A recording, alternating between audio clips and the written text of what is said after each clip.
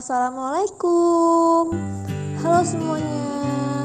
Perkenalkan, nama saya Fajar Isnaini dengan nomor NPM 5019022 dari kelas A semester 3 Prodi Pendidikan Guru Sekolah Dasar, mata kuliah Belajar dan Pembelajaran. Dosen pengampu Dr. Dodi Mulyono, Magister Pendidikan. Baiklah, kali ini saya akan menjelaskan tentang faktor-faktor yang mempengaruhi belajar beserta solusinya. Faktor-faktor yang mempengaruhi belajar itu ada dua. Yang pertama, faktor intern atau faktor dari dalam, dan yang kedua yaitu faktor ekstern atau faktor dari luar. Yang pertama yaitu faktor intern atau faktor dari dalam yang meliputi gangguan psikofisik siswa, yaitu ada satu yang bersifat kognitif seperti rendahnya kapasitas intelektual, yang kedua yang bersifat afektif antara labilnya emosi dan sikap, kelemahan emosional seperti merasa tidak nyaman, kurang menyesuaikan diri, serta ketidakmatangan emosi. Yang ketiga yang bersifat psikomotor, antara lain terganggunya alat indera, cacat tubuh, serta kurang fungsinya organ-organ perasaan. Yang keempat itu motivasi. Kurangnya motivasi belajar akan menyebabkan anak atau siswa malas untuk belajar. Yang kelima, konsentrasi belajar yang kurang baik. Yang keenam, rasa percaya diri.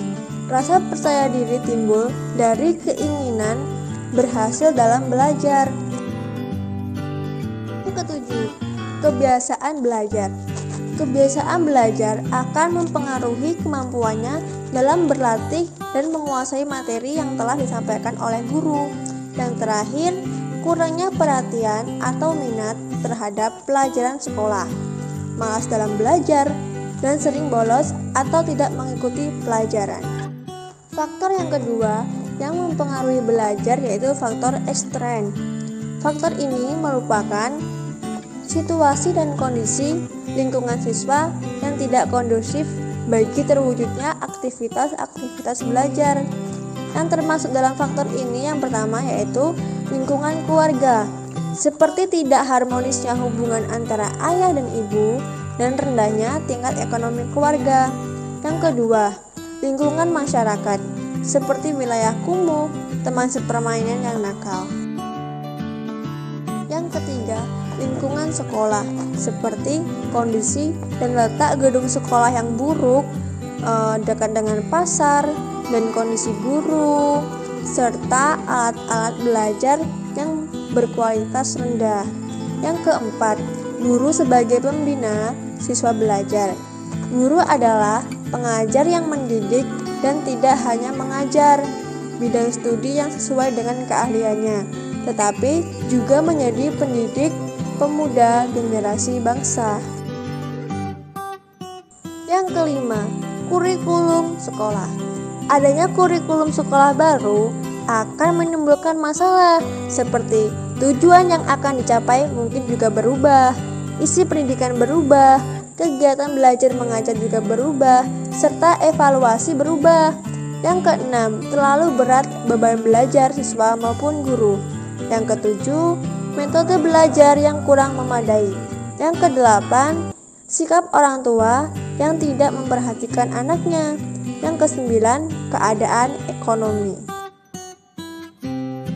Selanjutnya yaitu solusi untuk mengatasi malas belajar siswa agar bersemangat dan tidak malas untuk belajar. Terkadang siswa malas untuk belajar karena minat dan motivasi yang kurang dari orang tua maupun guru. Orang tua maupun guru harus mendukung dan memotivasi siswa agar bersemangat dan tidak malas untuk belajar. Berikut ini merupakan solusinya. Yang pertama, menanamkan pengertian yang benar tentang belajar pada siswa sejak dini, menumbuhkan inisiatif belajar mandiri pada siswa, menanamkan kesadaran serta tanggung jawab sebagai pelajar pada siswa. Yang kedua, memberikan contoh belajar pada peserta didik. Yang ketiga, memberikan intensif jika siswa belajar. Intensif yang dapat diberikan ke siswa tidak selalu berupa materi, tapi juga bisa berupa penghargaan dan perhatian. Yang keempat, orang tua sering mengajukan pertanyaan tentang hal-hal yang diajarkan di sekolah pada anak, sehingga orang tua tahu perkembangan anak di sekolah. Yang kelima, mengajarkan kepada siswa pelajaran-pelajaran dengan metode tertentu yang sesuai dengan kemampuan siswa. Yang keenam, komunikasi.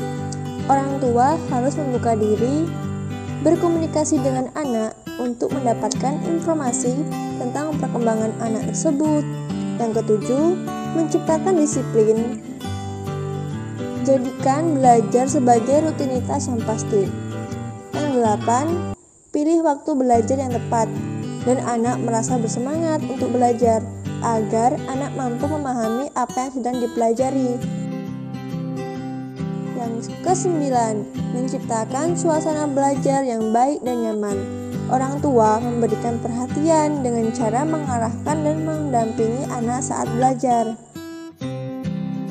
10. Menghibur dan memberikan solusi yang baik dan bijaksana pada anak. Apabila anak sedang sedih atau sedang sakit, sedang tidak ada motivasi untuk belajar, orang tua harus membangun motivasi anak agar bersemangat dalam belajar. 11. Gunakan imajinasi peserta didik. Orang tua membantu peserta didik membayangkan apa yang dia inginkan untuk masa depan, baik dalam waktu panjang ataupun pendek. 12. Mengarahkan peserta didik untuk berteman dan hidup dalam lingkungan yang baik dan mendukung.